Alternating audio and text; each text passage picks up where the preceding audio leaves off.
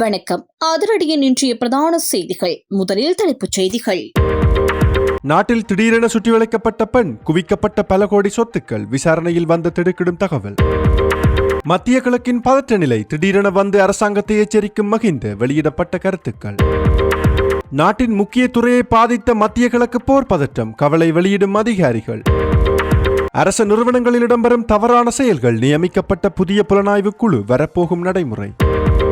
Sri Lankan airlines நிறுவனத்திற்காக முதலீடு செய்யப்பட்ட பெருந்தொகை பணம், ஏற்பட போகும் மாற்றங்கள்.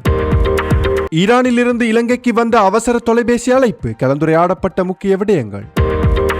நாட்டில் புலம்பெயர் தொழிலாளர்களுக்காக செலவிடப்படும் பணம், வேலைவாய்ப்பு பணியகத்தின் அதிரடி நடவடிக்கை. கிராம மட்டத்தின் அடியாளம் வரை சென்று அளிக்கப்படும் போதைப்பொருள் கலாச்சாரம், ஜனாதிபதி அனுரவின் அதிரடி நடவடிக்கை, நியமிக்கப்பட்ட புதிய குழு. தொடர்பான விரிவான செய்திகள். விரிவான செய்திகளுக்கு செல்ல முன்னர் இது போன்ற செய்திகளை உடனுக்குடன் அறிந்து கொள்ள எமது அதிரடி சேனலை சப்ஸ்கிரைப் செய்து கொள்ளுங்கள். பானதுரு நகரின் மகாவில பகுதியில் அமைந்துள்ள ஒரு வீட்டின் மேற்கொள்ளப்பட்டு சோதனையின் போது கணக்கில் காட்டப்படாத பணம் மற்றும் சொத்துக்களுடன் ஒரு பெண் கைது செய்யப்பட்டுள்ளார். சிஐடி அதிகாரிகள் மேற்கொண்டு சோதனையின் போது இந்த கைது நடவடிக்கை மேற்கொள்ளப்பட்டதாக தெரிவிக்கப்படுகின்றது. போதைப் பொருள் கடத்தல் நடவடிக்கைகள் மூலம் சட்டவிரோதமாக சொத்துக்களை ஈட்டியுள்ளதாக கிடைத்த முறைப்பாட்டின் அடிப்படையில் மத்திய குற்றப்புலனாய்வு பிரிவு அதிகாரிகள் நேற்று இரவு அந்த வீட்டை சுற்றி வளைத்து சோதனை நடத்தியுள்ளனர். அதன்போது 9,78,060 ரூபாய் பணம், தங்க நகைகள் மற்றும் ஒரு வேன் வாகனம் ஆகியவை பறிமுதல் செய்யப்பட்டுள்ளதாக போலீசார் தெரிவித்துள்ளனர். கைது செய்யப்பட்ட சந்தேக நபர் பானதுரை மகாவில பகுதியைச் சேர்ந்த 55 வயதுடைய பெண்ணென அடையாளம் காணப்பட்டுள்ளார். இந்த சம்பவம் தொடர்பாக கைது செய்யப்பட்ட பெண்ணிடம் மத்திய குற்றப்புலனாய்வு பிரிவு அதிகாரிகள் மேலதிக விசாரணைகளை தொடர்ந்து மேற்கொண்டு வருகின்றனர். மத்திய கிழக்கில் நிலவி வரும் ராணுவ பதற்ற நிலைமைகள் காரணமாக கடல்வழிகள் தடைப்படுமானால் எதிர்காலத்தில் நாட்டில் பெரும் பிரச்சினை உருவாகக்கூடும் என்று முன்னாள் ஜனாதிபதி மஹிந்த ராஜபக்ச எச்சரிக்கை விடுத்துள்ளார். எனவே அந்த நிலைமையை சமாளிப்பதற்காக அரசாங்கம் முன்கூட்டியே ஒரு வெற்றிகரமான திட்டத்தை தயாரித்து வைத்திருக்க வேண்டும் என்றும் அவர் வலியுறுத்தியுள்ளார். நிகழ்வொன்றில் கலந்து கொண்டிருந்த போது சர்வதேச பதற்ற நிலைமை தொடர்ந்து அதிகரித்தால் அதன் விளைவுகள் என்னவாக இருக்கும் என பத்திரிகையாளர்கள் எழுப்பிய கேள்விக்கு பதிலளிக்கும் போது முன்னாள் ஜனாதிபதி இந்த கருத்தை வெளியிட்டார். அதேவேளை நாட்டின் பயங்கரவாதத்தை முடிவுக்கு கொண்டு வருவதில் முக்கிய பங்களிப்பு செய்த முன்னாள் புலனாய்வு அதிகாரியான சுரேஷ் சாலே கைது செய்யப்பட்டிருப்பது மிகவும் வருத்தமளிப்பதாகவும் மஹிந்த ராஜபக்ச தெரிவித்துள்ளார். அவருக்கு மரியாதை செலுத்தப்பட வேண்டும் என்றும் அவர் குறிப்பிட்டுள்ளார். மேலும் கருத்து தெரிவித்த முன்னாள் ஜனாதிபதி வெளிநாடுகளில் இருந்து எரிபொருள் உள்ளிட்ட பல முக்கிய பொருட்கள் நாட்டிற்கு கடல் வழியாகவே கிடைக்கின்றன என்றும் சுட்டிக்காட்டினார். அதனால் எதிர்காலத்தில் கடல் வழிகள் தடைப்படுமானால் நாட்டில் பெரிய பிரச்சினை உருவாகும் அபாயம் இருப்பதாகவும் அந்த நிலைமை எதிர்கொள்ள அரசாங்கம் முன்கூட்டியே ஒரு சிறப்பான திட்டத்தை தயாரிக்க வேண்டும் என்றும் மஹிந்த ராஜபக்ச வலியுறுத்தியுள்ளார். மத்திய கிழக்கில் நிலவி வரும் போர் பதற்ற நிலைமை காரணமாக இலங்கையின் சுற்றுலாத்துறை பெரும் நெருக்கடியை எதிர்கொண்டு வருவதாக தெரிவிக்கப்படுகின்றது. இதன் காரணமாக இலங்கைக்கான சுற்றுலா வருகை சுமார் 30% வரை குறைந்துள்ளதாக சுற்றுலா துணை அமைச்சர் ருவன் ரணசிங்க தெரிவித்துள்ளார்.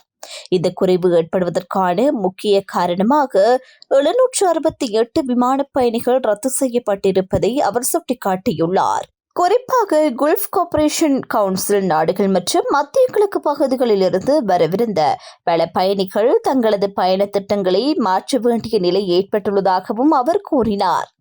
இதன் விளைவாக சுற்றுலாத்துறையின் வளர்ச்சிக்கு பெரும் தடையாக இந்த நிலைமை அமைந்துள்ளதாக தெரிவிக்கப்படுகின்றது. ரத்து செய்யப்பட்ட விமானங்கள் இலங்கைக்கு வருகை தரும் சுற்றுலா பயணிகளின் எண்ணிக்கை குறைவதற்கு நேரடி காரணமாக உள்ளதாகவும் குறிப்பிடப்பட்டுள்ளது. இதன் தாக்கமாக சுற்றுலா விடுதிகள், பயணிகள் சேவைகள், சுற்றுலா வழிகாட்டிகள் மற்றும் உள்ளூர் வியாபாரங்களின் வருவாயும் குறைந்துள்ளதாக கூறப்படுகின்றது. இதன் மூலம் நாட்டின் பொருளாதாரத்திலும் எதிர்மறையான தாக்கம் ஏற்பட்டுள்ளதாக சுட்டிக்காட்டப்பட்டுள்ளது. மத்திய கிழக்கு நாடுகள் ஏற்கனவே இலங்கை சுற்றுலாத்துறைக்கு முக்கிய ஆதாரமாக இருந்ததால் அங்குள்ள பதற்ற நிலைமை இலங்கைக்கு அதிக கவலைக்குரியதாக மாறியுள்ளதாகவும் தெரிவிக்கப்படுகின்றது. இந்த நிலைமையை சமாளிக்கும் நோக்கில் இலங்கை மட்டல ராஜபக்ச இன்டர்நேஷனல் ஏர்போர்ட் விமான நிலையத்தை மேம்படுத்த திட்டமிடப்பட்டுள்ளதாகவும் தகவல்கள் வெளியாகியுள்ளன. இந்த மேம்பாட்டு நடவடிக்கைகள் பயணிகள் இலங்கைக்கு எளிதாக வருவதை உறுதி செய்வதற்காக மேற்கொள்ளப்படுவதாக கூறப்படுகின்றது. மேலும் நாட்டின் பண்பாடு, இயற்கை அழகு மற்றும் பாரம்பரிய கலாச்சாரத்தை மையமாக கொண்டு சுற்றுலா வியாபாரத்தை பலப்படுத்தும் முயற்சிகளும் மேற்கொள்ளப்பட்டு வருகின்றன. இதன் மூலம் இலங்கை உலகளாவிய அளவில் முக்கியமான சுற்றுலா நாடாக தனது நிலைமையை நிலைநிறுத்த முயற்சி செய்து வருவதாக தெரிவிக்கப்படுகின்றது. இதேவேளை மத்திய கிழக்கில் நிலவி வரும் கலவர நிலைமை சுற்றுலாத்துறையுடன் மட்டுமல்லாமல் ஏற்றுமதி துறையிலும் தாக்கத்தை ஏற்படுத்தியுள்ளதாக குறிப்பிடப்பட்டுள்ளது. இது குறித்து கருத்து தெரிவித்த ஸ்ரீலங்கா ஏர்போர்ட் டெவலப்மெண்ட் போர்டு தலைவர் மற்றும் நிலைமை நிர்வாக அதிகாரி மங்கள விஜயசிங்க ஈரானுக்கு செல்லும் இலங்கை ஏற்றுமதிகளின் சுமார் 8% வரை பாதிப்பு ஏற்பட்டுள்ளதாக தெரிவித்துள்ளார். மேலும் சில ஏற்றுமதி வழிகள் தடை செய்யப்பட்டுள்ளதால் இலங்கை தனது தேநீர் ஏற்றுமதியை புதிய சந்தைகளுக்கு மாற்றுவது குறித்து ஆலோசித்து வருவதாகவும் அவர் கூறினார். இது பொருளாதார பாதிப்பை குறைக்க உதவக்கூடும் என்றாலும் புதிய சந்தைகளில் போட்டி அதிகமாக இருக்கும் என எதிர்பார்க்கப்படுகின்றது. இந்நிலையில் சுற்றுலாவும் ஏற்றுமதியும் பாதிக்கப்பட்டுள்ள சூழலில் கட்டமைப்பு மேம்பாடு மற்றும் சந்தை விரிவாக்கம் மூலம் பொருளாதாரத்தை நிலைநிறுத்த முயற்சிகள் மேற்கொள்ளப்பட்டு வருகின்றன. அதன்படி விமான நிலைய மேம்பாடு, சுற்றுலா இடங்கள் மற்றும் சேவைகள் மேம்படுத்தும் திட்டங்கள் உள்ளிட்ட பல நடவடிக்கைகள் பயணிகளை ஈர்க்கும் நோக்கத்துடன் செயல்படுத்தப்படுகின்றன. அதேபோல் ஏற்றுமதி துறையில் தேநீர், துணி மற்றும் பிற முக்கிய பொருட்களுக்கு புதிய சந்தைகள் அடையும் முயற்சிகளும் முன்னெடுக்கப்பட்டு வருவதாகவும் தெரிவிக்கப்படுகின்றது. உலகளாவிய போட்டி மற்றும் நெருக்கடிகளை சமாளிக்கும் வகையில் இலங்கை அரசாங்கம் புதிய வர்த்தக கூட்டாண்மைகள் மற்றும் சந்தை வாய்ப்புகளை ஆசியா மற்றும் ஆப்பிரிக்கா பகுதிகளில் விரிவாக்கும் திட்டங்களையும் செயல்படுத்தி வருகின்றது. சுற்றுலா மற்றும் ஏற்றுமதி துறைகளில் ஏற்பட்டுள்ள பாதிப்புகளை சமாளிப்பதற்காக அரசாங்கம், சுற்றுலா அதிகாரிகள் மற்றும் உள்ளூர் வியாபாரிகள் ஒருங்கிணைந்து செயல்பட்டு வருகின்றனர். நாட்டின் இயற்கை அழகு, பாரம்பரிய கலாச்சாரம் மற்றும் விருந்தோம்பல் திறனை அடிப்படையாக கொண்டு சுற்றுலாத்துறையை மீண்டும் வளர்ச்சி பாதைக்கு கொண்டு வரவும் நாட்டின் பொருளாதார நிலைமையை நிலைநிறுத்தவும் பல்வேறு நடவடிக்கைகள் மேற்கொள்ளப்பட்டு வருவதாக அதிகாரிகள் தெரிவித்துள்ளனர். அரசு நிறுவனங்களில் இடம்பெறும் தவறான செயல்பாடுகள் தொடர்பான முதற்கட்ட விசாரணைகளை மேற்கொள்ள புதிய புலனாய்வு அதிகாரிகள் குழுவை அமைக்க அரசாங்கம் நடவடிக்கை எடுத்துள்ளது. பொது நிர்வாகம், மாகாண சபைகள் மற்றும் உள்ளாட்சி அமைச்சகத்தின் விசாரணை பிரிவு அந்த அமைச்சகத்தின் கீழ் செயல்படும் நிறுவனங்களில் இடம்பெறும் தவறான செயற்பாடுகள் குறித்த முதற்கட்ட விசாரணைகளை மேற்கொண்டு வருகின்றது. அத்துடன் பொது சேவை ஆணையம், நாடாளுமன்ற கழக குழு மற்றும் நாடாளுமன்ற நிறுவனங்கள் குழு போன்ற அமைப்புகளிடமிருந்து கிடைக்கும் புகார்களையும் விசாரிக்கும் பொறுப்பையும் அந்த பிரிவு மேற்கொண்டு வருகிறது. இந்நிலையில் பல அரசு நிறுவனங்களிடமிருந்து கிடைக்கும் புகார்களின் எண்ணிக்கை தொடர்ந்து அதிகரித்து வருவதாக தெரிவிக்கப்படுகின்றது. ஆனால் அந்த விசாரணை பிரிவில் தற்போது 20 புலனாய்வு அதிகாரிகள் மட்டுமே பணியாற்றி வருவதால் அனைத்து புகார்களையும் விரைவாகவும் முழுமையாகவும் விசாரிக்கும் திறன் போதுமானதாக இல்லை என கூறப்படுகின்றது. இதனை கருத்தில் கொண்டு பல்வேறு அமைச்சகங்கள், துறைகள், பொது நிறுவனங்கள் மற்றும் சபைகளில் இருந்து விண்ணப்பங்களை அழைத்து பிற நிறுவனங்களில் பணியாற்றும் அரசு அதிகாரிகளை உள்ளடக்கிய ஆரம்ப விசாரணை அதிகாரிகள் மற்றும் புகார் கையாளும் அதிகாரிகளின் புதிய குழுவை அமைக்க முடிவு செய்யப்பட்டுள்ளது. இந்த நடவடிக்கையின் முக்கிய நோக்கம் அந்த அதிகாரிகள் பணிபுரியும் நிறுவனங்களுக்கு நன்கு பயிற்சி பெற்ற விசாரணை அதிகாரிகளை கொண்ட குழுவை வழங்குவதும், வெளி நிறுவனங்களிடமிருந்து பொது நிர்வாக அமைச்சின் விசாரணை பிரிவுக்கு அனுப்பப்படும் கோரிக்கைகளை திறம்பட கையாளுவதற்காக அவர்களை வழிநடத்துவதுமாகும். அதன்படி கிடைத்த விண்ணப்பங்களிலிருந்து தேர்ந்தெடுக்கப்பட்ட 150 அதிகாரிகளை கொண்டு ஒரு குழு உருவாக்கப்பட்டுள்ளது. அந்த அதிகாரிகள் 3 பிரிவுகளாக பிரிக்கப்பட்டு ஒவ்வொரு குழுவிற்கும் 14 நாட்கள் கொண்ட பயிற்சி திட்டம் நடத்தப்பட உள்ளது. அதில் முதல் குழுவிற்கான பயிற்சி திட்டம் 2026 ஆண்டு பிப்ரவரி மாதம் 5ஆம் தேதி தொடங்கியது. அந்த பயிற்சியை வெற்றிகரமாக நிறைவு செய்த 42 அதிகாரிகளுக்கான சான்றிதழ் வழங்கும் விழா பொது நிர்வாகம், மாகாண சபைகள் மற்றும் உள்ளூராட்சி அமைச்சின் துணை அமைச்சர் ருவன் சனரத் தலைமையில் நாரகன்பேட்டையில் அமைந்துள்ள அதிகாரப்பூர்வ கேட்போர் கூடத்தில் நடைபெற்றது. தேசிய விமான சேவையான ஸ்ரீலங்கன் ஏர்லைன்ஸ் நிறுவனத்தின் செயல்பாட்டு மற்றும் நிதி நிலையை மேம்படுத்துவதற்காக அரசாங்கம் ஆரம்பகட்ட சுமார் 1 பில்லியன் ரூபாயை ஒதுக்கியுள்ளதாக கைத்தொழில் மற்றும் தொழில் முயற்சியாண்மை அபிவிருத்தி பிரதி அமைச்சர் சதுரங்க அபேசிங்க தெரிவித்துள்ளார். இது குறித்து மேலும் கருத்து தெரிவித்த அவர், இந்த நிறுவனத்தை நாட்டின் தேசிய விமான சேவையாக தொடர்ந்து தக்க வைத்துக் கொள்வதில் அரசாங்கம் உறுதியாக இருப்பதாக கூறினார். நிறுவனத்தின் செயல்பாட்டு மற்றும் நிதி நிலைமையை மேம்படுத்தும் நோக்கில் அதன் முகாமைத்துவத்தினால் 3 ஆண்டுகள் கொண்ட திட்டம் ஒன்று சமர்ப்பிக்கப்பட்டுள்ளதாகவும் அந்த திட்டத்தை முன்னெடுக்க அரசாங்கம் ஆரம்ப கட்டமாக சுமார் 1 பில்லியன் ரூபாவை ஒதுக்கியுள்ளதாகவும் அவர் தெரிவித்தார். மேலும் ஸ்ரீலங்கன் ஏர்லைன்ஸ் நிறுவனம் அரசாங்கத்திற்கும் மக்களுக்கும் இதுவரை பெரும் நிதி சுமையாக இருந்துள்ளது என்பதை ஏற்றுக்கொள்வதாகவும் அவர் கூறினார். இருப்பினும் ஒரு தீவு நாடாக இருப்பதால் நாட்டிற்கு சொந்தமான தேசிய விமான சேவை அவசியம் என்பதே அரசாங்கத்தின் கொள்கை என்றும் அவர் குறிப்பிட்டார். அதே நேரத்தில் எதிர்காலத்தில் நிதி மற்றும் செயல்பாட்டு ரீதியாக ஒத்துழைப்பை வழங்கக்கூடிய முதலீட்டு பங்குதாரர்களை இணைத்துக் கொள்ளும் வாய்ப்புகள் தொடர்பிலும் அரசாங்கம் பரிசீலனை செய்து வருவதாக தெரிவித்தார். எனினும் விமான சேவையின் தேசிய அடையாளத்தையும் அதன் வர்த்தக லாபத்தையும் ஒருபோதும் விட்டுக் கொடுக்க போவதில்லை என்றும் அவர் வலியுறுத்தினார். மேலும் சில நாடுகளுக்கு நேரடி விமான சேவைகளை வழங்கும் ஒரே நிறுவனம் இதுவாக இருப்பதாகவும் கூறினார். சுற்றுலாத்துறையின் வளர்ச்சிக்கும் நாட்டின் பொருளாதார முன்னேற்றத்திற்கும் இந்த நேரடி விமான இணைப்புகள் மிகவும் அவசியமானவை என்றும் அவர் தெரிவித்தார். அதேபோல் உலகளாவிய விமான நிலையங்களில் கிடைத்துள்ள லேண்டிங் ஸ்லாட்கள் நாட்டிற்கு ஒரு முக்கியமான மூலோபாய சொத்தாக இருப்பதாகவும் அவர் சுட்டிக்காட்டினார். இந்த வாய்ப்புகளை தக்க வைத்துக் கொள்வதன் மூலம் தேசிய விமான சேவையின் பலத்தை மேலும் உறுதிப்படுத்த அரசாங்கம் விரும்புகின்றது என்றும் அவர் தெரிவித்தார். தற்போது முன்னெடுக்கப்பட்டு வரும் மறுசீரமைப்பு திட்டங்கள் மூலம் நிறுவனத்தின் செயல்பாட்டு திறனை வலுப்படுத்துவதே அரசாங்கத்தின் முதன்மை நோக்கமாகும் என்றும் அவர் கூறினார். மேலும் நிறுவனத்தின் செயல்பாடுகள் வலுவடைந்த பின்னரே சர்வதேச முதலீட்டாளர்களுடன் பேச்சுவார்த்தைகளை நடத்தி சிறந்த பங்குதாரர்களை தெரிவு செய்ய அரசாங்கம் திட்டமிட்டுள்ளதாகவும் அவர் குறிப்பிட்டார். இதேவேளை இந்த திட்டம் எதிர்பார்த்த பலனை வழங்காவிடின் அரசாங்கம் தனது அணுகுமுறையை மீண்டும் மீளாய்வு செய்ய வேண்டிய நிலை உருவாகும் என்றும் பிரதி அமைச்சர் சதுரங்க அபேசிங்க தெரிவித்துள்ளார். ஈரான் வெளிவிவகார அமைச்சர் சையத் அப்பாஸ் அராக்சி இலங்கை வெளிவிவகார அமைச்சர் விஜித் ஹீரஸ் அவர்களுடன் தொலைபேசி மூலம் கலந்துரையாடல் ஒன்றை மேற்கொண்டுள்ளார்.